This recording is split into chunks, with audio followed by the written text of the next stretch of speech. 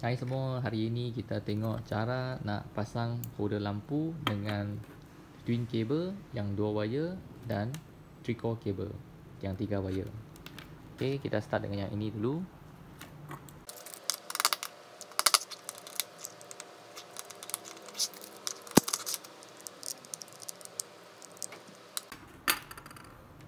Cabut kulit kabel.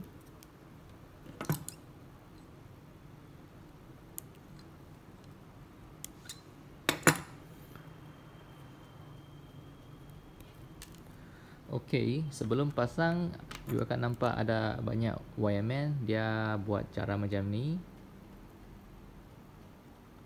Satu lagi macam ni. Baru dia masuk. Okey, dua-dua pun okey.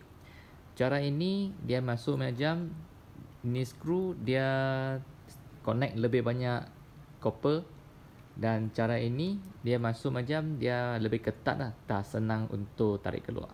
Okey.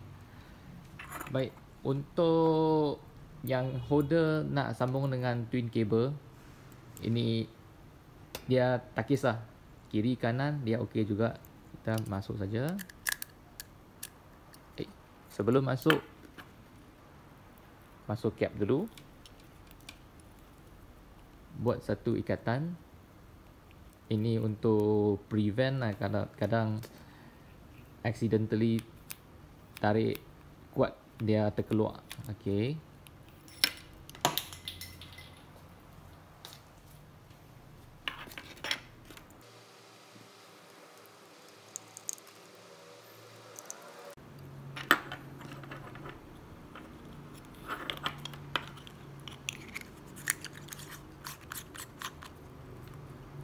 Okey, siap.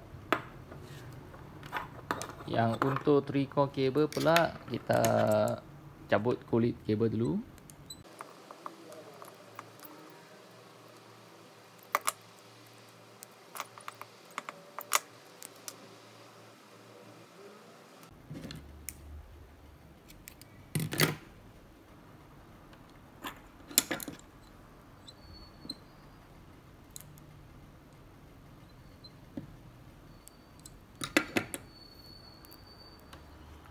Okey, untuk wire 3-core ini cuma ada 2 terminal.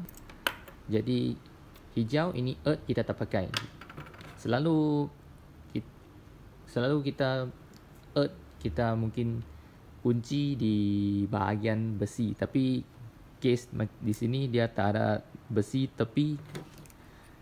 Kita boleh terus potongkan dia. Masuk ini 2 saja. Lupa, you kena masuk cap dulu. Kerana ini wire gemuk sangat, dia sudah tak boleh buat ikatan lah. Kalau buat ikat dia tak boleh kunci. So kita pun biarkan.